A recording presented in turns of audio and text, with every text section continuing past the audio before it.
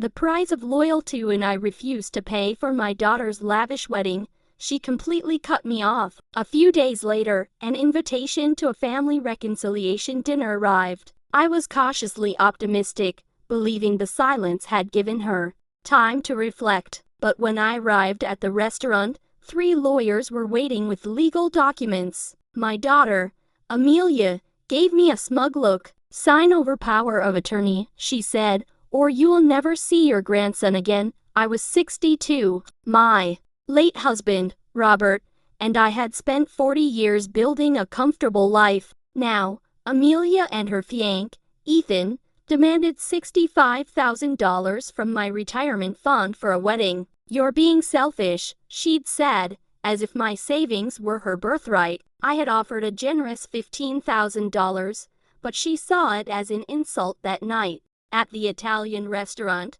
the place of so many good memories, I realized I had walked into a trap.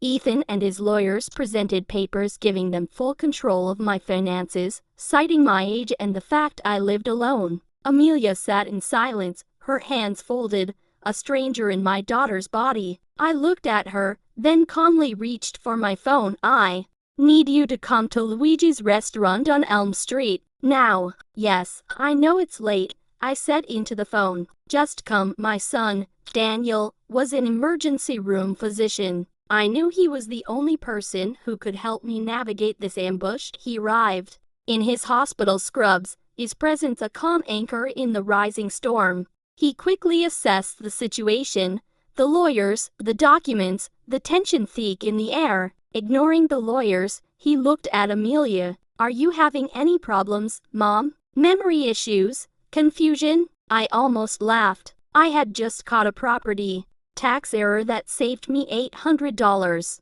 I was more competent than ever. Daniel's jaw tightened as he realized what was happening. This wasn't a family dinner. It was an act of coercion.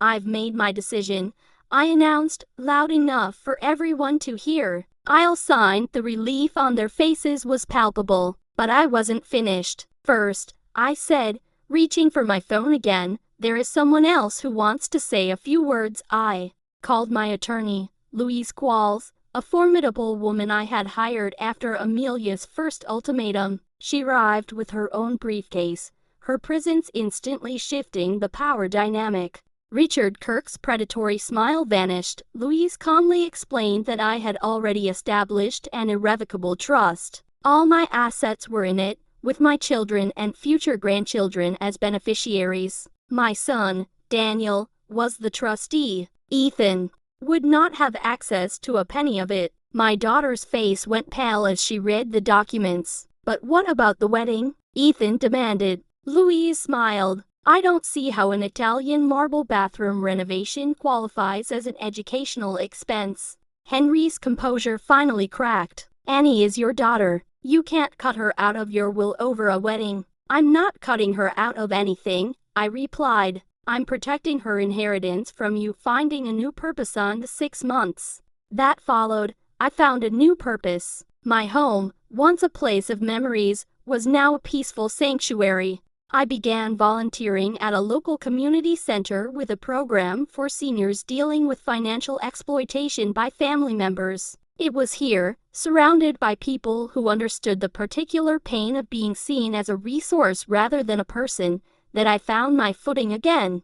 My own family crisis had become a tool for helping others. The new woman, new to our group, asked a question that brought me back to Amelia. "How do you stop missing who they used to be?" "I don't think you stop missing them," I admitted. "I think you learn to mourn them while protecting yourself from them. It's possible to grieve someone who's still alive." Then came the call from Daniel. Amelia had given birth to a granddaughter. They named her Eleanor, my mother's name. The manipulation was so transparent, so calculated, it made me dizzy. Amelia, through Daniel, wanted to see me. She wanted to reconnect, but it was clear she saw the baby as a bargaining chip to reopen negotiations about the trust. I called Louise. "I want to meet my granddaughter," I said, "but on my terms, with clear boundaries." Together, we drafted a letter to Amelia. "Amelia, It began, "I would very much like to meet Eleanor and to have a relationship with her.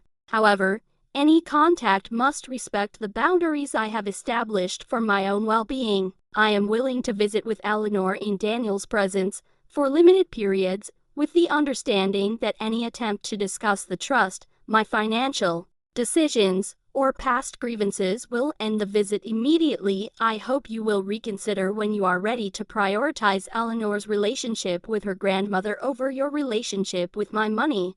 I will always love the daughter you were. I am no longer available to be victimized by the person you have chosen to become, with hope for your growth and boundaries for my protection." Momi sealed the letter and walked to the mailbox. The future was still unwritten, but I would write it on my own terms, in my own voice. And if my granddaughter wanted to be a part of that story, she would be welcomed with love, wisdom, and the fierce protection of a woman who had learned that the greatest gift you can give a child is the example of a person who cannot be moved.